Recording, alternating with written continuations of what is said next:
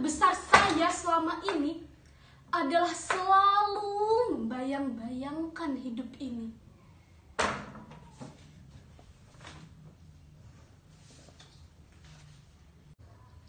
Saya tahu, tapi itu urusan pribadi saya.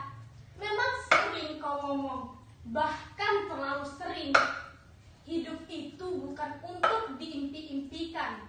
Hidup itu bukan untuk dibayang-bayangkan, dilihat dengan mata dan didengar dengan telinga. Tapi itu urusan pribadi saya.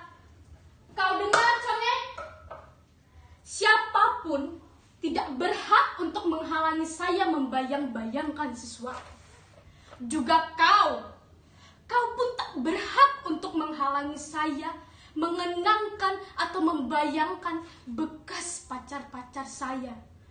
Kau tak berhak, Mas. Kau tak berhak melarang saya untuk mengenang atau membayangkan pacar-pacar saya yang gantung.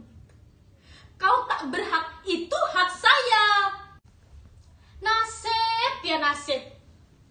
Cuma sebulan lebih dari 2 tahun saya menjadi istrinya.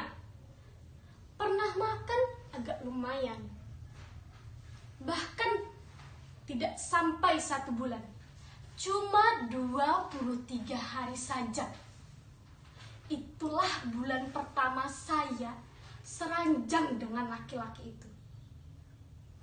Maksud saya Mas Broto. Mungkin saudara-saudara mengira saya berbohong toh? Mengada-ngada? Tempe, saudara-saudara. Tempe. Cuma 5 kerat saja. 5 keratnya lagi saya simpan untuk nanti malam. Sayur bening, daun bayam. Ini sungguh gila, bukan? Apakah dunia saat ini tidak tahu bagaimana caranya menghargai seorang guru? Mas Broto menghabiskan sebagian besar waktunya untuk mencerdaskan kehidupan anak-anak bangsa. Ia habiskan waktunya untuk mendidik dari pagi sampai siang, dari siang sampai sore. Bahkan malam ia pergunakan untuk kursus. Supaya bisa beranjak dari nasib jeleknya ini. Dulu saya bayangkan betapa bahagianya hidup saya. Betapa nikmatnya menyediakan pagi-pagi sarapan. Menunggu dengan jantung berdebar-debar suami pulang dari mengajar. Makan siang bersama Mas Broto. Mandi bersama Mas Broto. Tidur siang bersama Mas Broto. Jalan-jalan bersama Mas Broto. Dan berakhir tidur di pelukan Mas Broto. Alangkah menggelikannya saat saya ingat pertama kali Mas Broto menyatakan cinta. Saya ingat betul, sewaktu itu di pasar malam. Sempat-sempatnya ia menyatakan perasaannya. Ia mengatakan,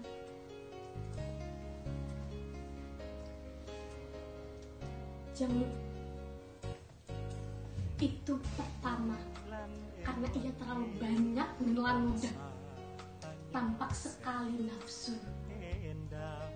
Setelah sampai di tempat menonton, lalu ia kembali mengulangi kata-katanya dengan suara gemetar seperti orang penderita malaria. Ia kembali mengatakan, "Jeng,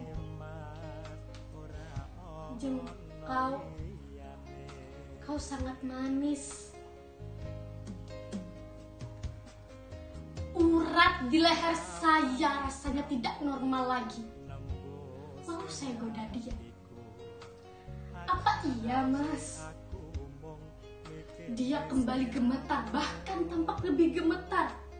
Udara dari lubang hidungnya terasa lebih berdesak. Mati radio itu. Biarkan saja. Itu bukan kami punya. Punya tetangga. Alah, apalagi radio. Sempat membeli baju bagus saja. Sudah syukur, alhamdulillah. Tapi sebenarnya suami saya, Mas Broto ini mampu saja untuk membeli radio. Tapi dia pengecut yang sukar untuk saya ampunin. Dan dia mengajar di SMP partikulir kalau sore. Hingga suatu hari ada seorang juragan datang, di mana ia memiliki anak yang sifatnya seperti setan. Dan ia selain memiliki sifat itu pun ia malas untuk belajar. Lalu ia mengharapkan suami saya, Mas Broto, agar membuat anaknya untuk naik kelas. Sudah umum bukan kalau sang juragan membawa sebuah amplop. Tapi dengan bodohnya dan pengecut suami saya menolak dan tetap berjanji untuk membuat anak-anaknya naik kelas. Ingin rasanya saya marah, tapi kembali saya mendengar bahwa si anak setan itu tidak naik kelas. Mampus, syukurin. Anggonku golek Semoga durung Sayang bisa itu. namani. radio itu kecil kan? Dasar tetangga yang sombong itu. Apa dia pikir cuma dia saja yang punya radio? Apa dia pikir cuma dia saja yang punya telinga? Dasar tetangga sombong. Asal saudara-saudara tahu, seminggu yang lalu saya bertengkar dengan suami saya karena tetangga yang sok itu. Coba bayangkan, baru saja saya duduk di kasur yang jelek ini dengan pengangkat untuk menghilangkan penat sesaat, sedang asik-asik menikmati sebilah angin.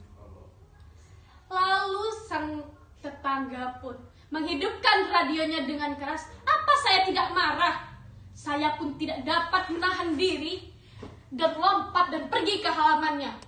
Saya ambil batu dan saya ingin melemparkan ke rumahnya. Namun sayangnya Mas Broto cukup kuat untuk menahan lengan saya. Kalau tidak, sudah remuk atap rumah tetangga itu. Lalu saudara-saudara tahu apa yang suami saya bilang? Jeng, sabar Jeng. Sabar apa? Jeng, kalau kita terus seperti ini, kita tidak akan dapat tetangga.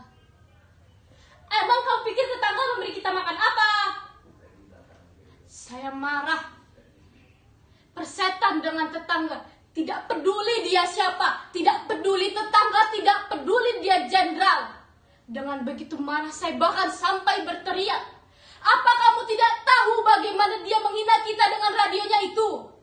Lalu suami saya lagi berkata, itu bukan penghinaan, Jem. Bukan penghinaan bagaimana? Lalu suami saya bilang apa? Tetangga hanya ingin kita menikmati radionya. Makanya ia menghidupkan radio tersebut dengan suara kencang. Lalu saya marah dan berteriak, kau memang batu. Kau tidak punya perasaan. Kau tidak tahu bagaimana mereka memamerkan baju-baju yang mereka beli.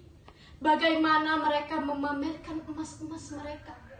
Bagaimana mereka memamerkan gigi emas mereka.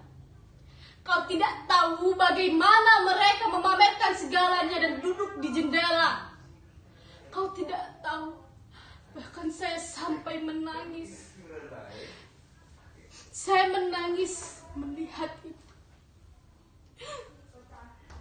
Lalu sesaat saya mendengarkan suara dengkur. Saya sedikit melirik ke tempat suami saya, Mas Broto. Ternyata dia sudah tidur dengan pulasnya dengan suara mendengkur.